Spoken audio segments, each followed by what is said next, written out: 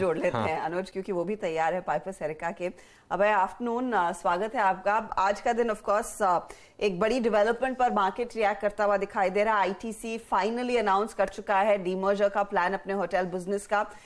कंस्ट्रिंग stock अब 3-3.5% नीचे है। क्या एक अपॉर्चुनिटी है खरीदारी करने की, या फिर ये जो प्लान है जहां पर 40% कंपनी में, नई एंटिटी में आईटीसी होल्ड करेगी और बाकी 60% शेयर होल्डर्स के साथ रहेगा, उस पर्टिकुलर उससे जो रेशियो निकल कर आएगा उससे मार्केट थोड़ा सा नाखुश रह सकता है। आपकी अप्रोच क्या होगी इस स्टॉक पर?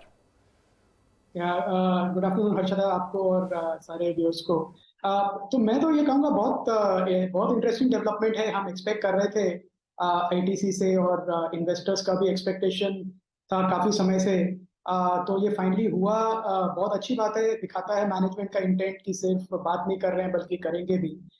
जो भी प्राइस करेक्शन है, मुझे लगता है एक अच्छी बाइंग अपॉर्चुनिटी है, क्योंकि शायद एक जो इवेंट होता है जिसको मार्केट एंटिसिपेट कर रहा हो और वो हो जाता है फाइनली, तो काफी जो सिर्फ उस इवेंट के लिए इन्वेस्टर्स प्ले कर रहे थे वो एग्जिट करते हैं, जो अभी आपने रिलायंस में भी देखा। तो ये कोई बड़ी बात नहीं है। मुझे नहीं लगता कि कोई ऑपरेटिंग परफॉर्मेंस पे, ग्रुप पे या कंपनी पे कोई इसका असर पड़ेगा। तो ओवरऑल एक बहुत पॉजिटिव डेवलपमेंट है हर्षदा, और मुझे लगता है कि ये सक्सेसफुल होगा तो ग्रुप को एक डायरेक्शन मिलेगा कि और भी जो एसेट्स है ग्रुप में उनको भी सेपरेटली लिस्ट करें। तो अगर जो प्राइस करेक्शन है 3-4-5% का, तो डेफिनेटली लॉन्ग टर्म इन्वेस्टर्स के लिए बहुत अच्छा मौका है आईटीसी को ऐड करने का पोर्टफोलियो में। अभी मैं आ रहा हूँ आपके पास, एक बार मार्केट रिविजिट कर लेते हैं जरा। निफ्टी एट डेज लो और एकदम से काफ़ी बड़ी डिक्लाइन आई है। जो हम कह रहा था ना 2 बजे कि यहाँ क्लोज होने दीजिए, क्योंकि लास्ट का 1.5 घंटा कुछ भी कर सकता है हमारी मार्केट में। और आजकल लास्ट में काफ़ी सेलिंग प्रेशर आ रहा है। ये जिस तरीके से सेलिंग प्रेशर आए, पर निफ्टी कंट्रीब्यूशन प्लेट लेकर आई है। ऑब्वियसली आईटीसी ने एक इम्पैक्ट किया है, रिलायंस ने एक इम्पैक्ट किया है। ये 2 इम्पैक्ट तो शुरू से क्लियर थे, लेकिन अब कोटक देखिए, कोटक का बड़ा इम्पैक्ट आ रहा है। 25 पॉइंट कोटक का मूव यहाँ पर, और करीब करीब 4% का डिक्लाइन यहाँ पर।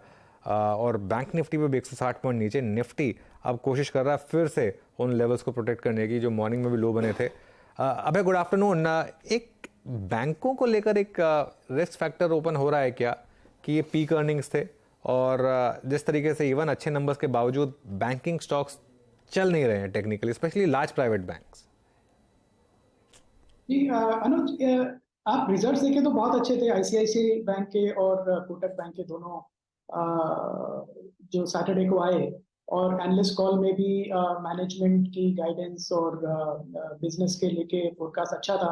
पर अनुज, अभी इसमें क्या हो रहा है कि जितना मैं देख पा रहा हूँ कि ये जो भी हाई प्राइस्ड स्टॉक्स हैं उसमें इवेंट के बाद एक सेलिंग आ रही है। तो मतलब काफी इन्वेस्टर्स थे जो यूज कर रहे हैं इस अपॉर्चुनिटी को, post announcement of results, post announcements of separation और एक्स डिविडेंड या x separation of companies, opportunity को यूज कर रहे हैं प्रॉफिट बुकिंग के लिए।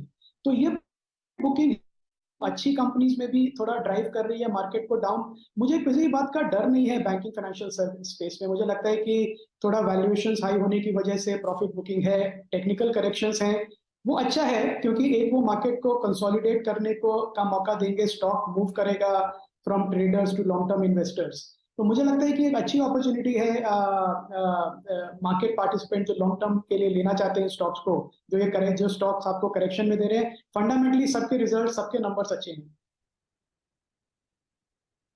अच्छा अभय जी, मई से अब तक आपसे करीब करीब 3-4 इंटरेक्शन हो चुके हैं। वीरेंद्र बोल रहा हूँ सर, दिल्ली स्टूडियोज से। आज बड़ी वॉल पे आपको दिख रहा हूँ, आज बड़े सीरियस से नजर आ रहे हैं सर। दुविधा कोई है या फिर अब प्रॉफिट बुक करने का मन है सीरियसली? वीरेंद्र जी नमस्कार। नहीं, प्रॉफिट बुक करने का तो कोई मंशा नहीं है जहाँ पे, बल्कि ये टेक्निकल करेक्शंस दिख रहे हैं 3-4-5% के अच्छे क्वालिटी स्टॉक्स में, वहाँ पे बल्कि लेने का मन भी है। और डिस्क्लेमर यही है कि ये जो स्टॉक्स जो भी मैंने डिस्कस करे या जो भी नाम ले रहा हूँ वो हमारे पोर्टफोलियो में हो सकते हैं, कोई बाय रिकमेंडेशंस नहीं है। तो वीरेंद्र जी, कोई दुविधा, कोई डर कि ये निफ्टी बहुत हाई लेवल पे आ गया है, मेरा ही नहीं बल्कि मैं ग्लोबली भी जिन इन्वेस्टर से बात करता हूँ, बहुत पॉजिटिव आउटलुक है इंडिया के लिए। और वो सिर्फ 2-3 महीने का मार्केट नहीं देख रहे हैं, उनका पर्सपेक्टिव 5 साल 10 साल का है। तो जितने भी फॉरेन इन्वेस्टर्स हैं, लार्ज फंड्स हैं और छोटे फंड्स हैं, ये बड़े फंड्स हैं जो 50 बिलियन 100 बिलियन डॉलर मैनेज करते हैं, इंडिया में पहले कभी शायद एलोकेट भी ना किया हुआ इन्होंने, वो पहली बार इंडिया को बहुत सीरियसली देख रहे हैं। तो वीरेंद्र जी, जो हम लोकल इन्वेस्टर्स देखते रहते हैं शॉर्ट टर्म मूव्स, उसमें मुझे नहीं लगता किसी इन्वेस्टर को डर के निकल जाना चाहिए या प्रॉफिट बुक कर देना चाहिए, क्योंकि जो अगर नेक्स्ट लेग ऑफ रैली जब भी आएगी फिर आप लॉकआउट हो जाएंगे मार्केट से। तो आपके छोटे सवाल का लंबा जवाब यही है कि कोई दुविधा नहीं है और ना कुछ प्रॉफिट बुकिंग कर रहे हैं। अच्छा, अब इन्फोसिस में क्या किया जाए, क्योंकि एक अच्छी रैली बनी थी लोअर लेवल से, लेकिन इस गाइडेंस ने फिर वो सारे किए धरे पे पानी फेर दिया। और हालांकि लोअर लेवल थोड़ी बाइंग आई, लेकिन एज एन इन्वेस्टर अब आपकी अप्रोच क्या होगी? अनुज, मैं समझ स्टॉक का नाम नहीं सुन पाया सर। इन्फोसिस इन्फोसिस नहीं अनुज, इसमें ना टेक्निक जो आईटी सेक्टर एक ऐसा सेक्टर है जिसमें मेरा बहुत नेगेटिव व्यू रहा है पिछले 6 महीने से, और ये डिस्क्लेमर भी है कि हमारे पोर्टफोलियो में कोई भी आईटी स्टॉक नहीं है, और वो बिल्कुल इसलिए नहीं है अनुज की प्राइसिंग या वैल्यूएशन की वजह से, वो इसलिए है कि जो बिजनेस मॉडल है आईटी कंपनीज का वो और across the board Infosys, TCS, जो भी आप कंपनी ले लीजिए, जो उनका पुराना बिजनेस मॉडल है टाइम एंड मटेरियल पे प्राइस करने का, फिक्स प्राइसिंग का, प्रोजेक्ट करने का, वो अब चल नहीं रहा है। और ग्लोबली जो है इन्वेस्टर, जो उनके कस्टमर्स हैं, वो कह रहे हैं कि उन्हें ज्यादा आरओआई चाहिए, तो अगर $200 मिलियन का कॉन्ट्रैक्ट देंगे तो उसमें जो रिटर्न है उनको ज्यादा चाहिए, और वो ये कंपनीज दे नहीं पा रही हैं। तो इसकी वजह से आपने देखा कि टीसीएस सिर्फ एक कंपनी थी जिसने कुछ 500 550 लोग ऐड किए पूरे क्वार्टर में, जबकि इन्फोसिस ने 6,500-7,000 लोग निकाले नेट।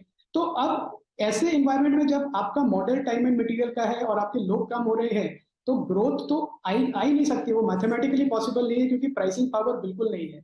तो मुझे लगता है अनुज की इन्फोसिस और टीसीएस और आईटी सेक्टर में जो भी कंपनीज है उनको करीब साल भर लगेगा अपना बिजनेस मॉडल रीओरिएंट करने का, और ये साल भर में हम देखेंगे मार्जिन प्रेशर, और मुझे कोई भी सरप्राइज नहीं होगा कि अगर ये जो 22-23% इबिट मार्जिन पे काम कर रही है कंपनीज, उनका मार्जिन 20% से नीचे आ जाए सिर्फ अपना रेवेन्यू प्रोटेक्ट करने के लिए। तो मुझे लगता है ये पूरा स्पेस अंडर प्रेशर रहेगा साल भर, और इन्वेस्टर्स को वेट करना चाहिए इस सेक्टर में आने के लिए। में थोड़ा सा इंतजार करें, तभी नया निवेश करें। बहुत बहुत शुक्रिया भाई अग्रवाल, हमारे लिए समय निकालकर अपनी राय देने के लिए। इस बीच कुछ और स्टॉक्स